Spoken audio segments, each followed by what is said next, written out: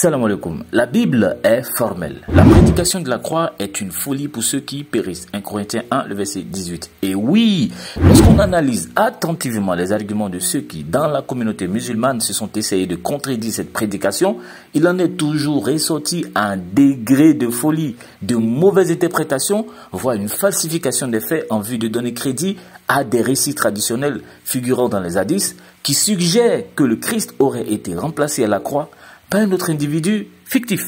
C'est ainsi que, au cours d'un prêche au sujet de Jésus tel que perçu dans l'islam sunnite, il faut le préciser, le célèbre théologien musulman, le Cheikh Yassi Kahdi, s'est vu obligé de non seulement mettre en avant la théorie d'un sosie crucifié à la place de Jésus, mais aussi et surtout d'attribuer à Jésus des propos sortis tout droit de sa propre imagination.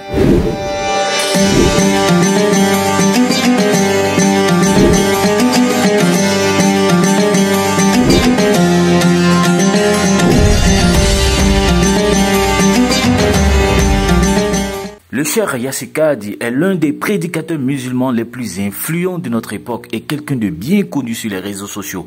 Selon lui, comme pour un certain nombre de musulmans, même s'ils n'en sont pas trop certains, le personnage qui aurait été mis en croix en remplacement de Jésus n'est nul autre que Judas Iscariote, le traître. Allah l'a puni pour sa trahison en faisant en sorte que son visage soit identique à celui de Jésus et qu'il soit crucifié à sa place. The Islamic narrative differs radically from the Christian narrative. Allah says in the Quran, and this is a very important point, وَمَا قَتَلُوهُ وَمَا صَلَبُوهُ وَلَكِنْ شُبِّهَ لَهُمْ. They neither killed Jesus nor did they crucify him, but rather it was made to appear to them so. It looked that Jesus had been crucified, but he wasn't crucified. This is in the Quran. وَلَكِنْ شُبِّهَ لَهُمْ وَإِنَّ الَّذِينَ اخْتَلَفُوا فِيهِ لَفِي شَكٍّ مِّنْهِ. All of the Christians who are differing amongst themselves, they are in doubt. They don't have certainty. وَمَا قَتَلُوهُ يَقِينًا. Of a yaqeen, they did not kill him. Allah is saying, you don't know, I know. But رَفَعَهُ اللَّهُ إِلَيْهِ. Allah raised Isa up to himself. So the Quran unequivocally states Jesus was not killed. Jesus was not crucified. Rather, an image was made that they assumed Jesus was crucified. Our scholars say, and this is not explicit but it's implied, our scholars say that the traitor Judas, Allah punished him by making him look like Jesus outwardly. So when the Roman soldiers came to arrest Jesus, Jesus was saved. And they saw Judas and they assumed it was Jesus. So they arrested Judas, the traitor, the betrayer, and they put him to trial. They put him on the cross and they killed him a miserable death as he deserved as a traitor. And this was Allah's punishment to Judas. So Judas died on the cross, not Jesus. The betrayer and the traitor died on the cross, but the people, they saw Jesus on the cross. So they thought Jesus has died. Déjà parler de Judas le traître ou de soldats romains, ça révèle l'influence des sources chrétiennes sur cette histoire montée de toutes pièces que raconte le Cheikh Yassi Kahdi.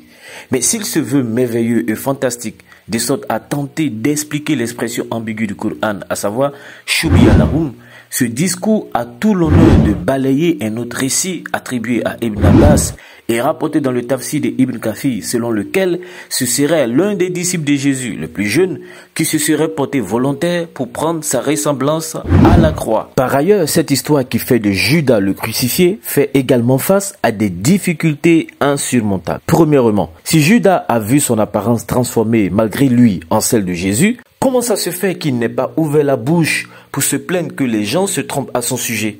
Il serait donc resté silencieux, on l'a frappé, insulté, moqué et cloué sans qu'il ne dise un seul mot pour se défendre et dire qu'il n'est pas Jésus. Dans ce cas, c'est non seulement son apparence qui aurait été changée, mais aussi son cerveau.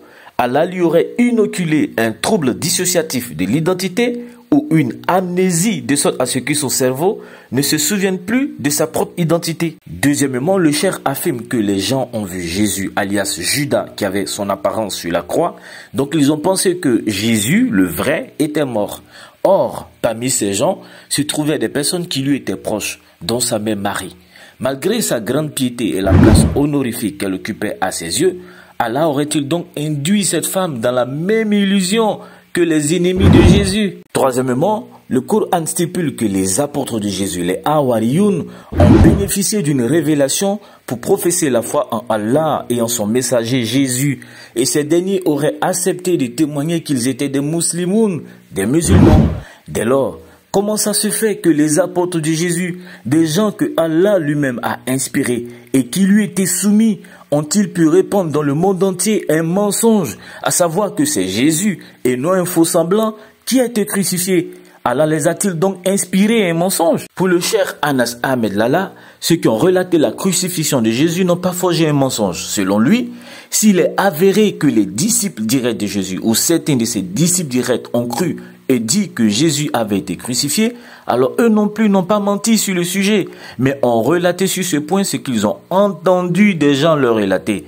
Et ce que ces gens leur ont relaté, ils ne l'ont pas non plus forgé, mais ont été mis dans une illusion à son sujet. Donc Allah, il met les ennemis de Jésus dans l'illusion, il met Marie, la mère de Jésus, dans l'illusion, il met tous les gens qui ont assisté à la crucifixion de Jésus dans l'illusion, et il fait en sorte que les apôtres de Jésus, qu'il a lui-même inspirés dans leur croyance, soient eux aussi victimes de cette illusion, et il leur accorde même le triomphe sur les mécréants parmi les Banu Israël, les enfants d'Israël, au point où les apôtres et leurs disciples de la première, la deuxième, la troisième génération, ainsi de suite, ont répandu cette illusion partout où ils le pouvaient, et ce, au prix de leur propre vie, de sorte que la très grande majorité de l'humanité a fini par croire pendant des siècles à une illusion.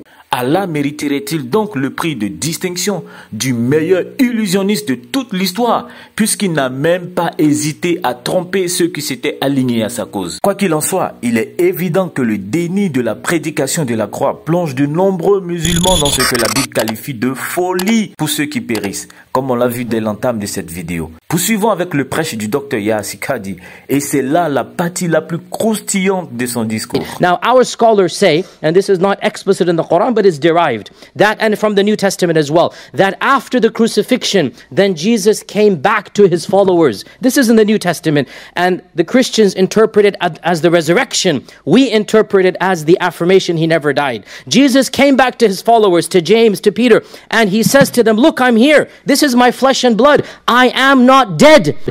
I am not dead.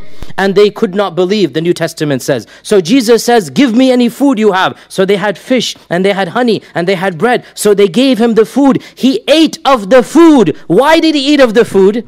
To show them, I'm not a spirit. I'm not a ghost. I am flesh and blood. I am still alive. I never died. I'm not dead. I never died.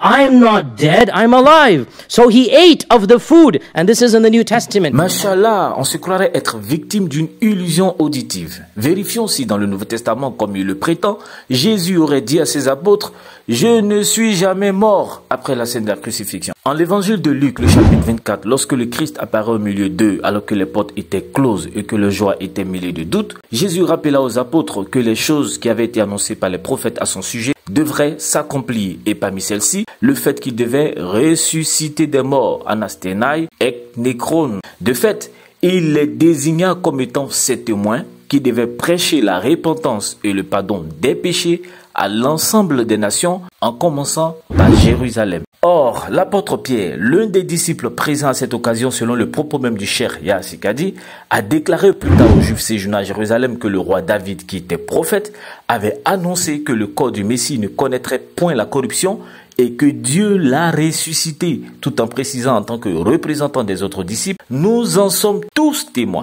Donc les apôtres, eux, ils témoignent et attestent que le Christ est mort et qu'il est ressuscité. Mais le cheikh, lui, affirme de façon péremptoire que Jésus leur aurait dit « I am not dead ». Le théologien musulman a simplement falsifié le propos de Jésus aux apôtres suite à sa résurrection, en laquelle il ne croit pas. Et pour ceux qui l'écoutent et qui ne prennent jamais le soin de vérifier et d'analyser les textes eux-mêmes, ils croiraient que le Nouveau Testament approuve le mythe islamique d'un sosie crucifié à la place de Jésus. Comme l'a rapporté un article de National Geographic suite à des études neuropsychologiques, plus on ment, plus il est facile de mentir. Et d'ajouter, à force de mentir, notre cerveau s'habitue à duper les autres. Donc, après nous avoir fait croire que Judas aurait été crucifié à la place de Jésus, de sorte que Allah a a trompé la quasi-totalité de l'humanité, on en vient à nous demander d'avaler l'idée selon laquelle Jésus aurait dit aux apôtres dans le Nouveau Testament « Je ne suis jamais mort ». À Takbir.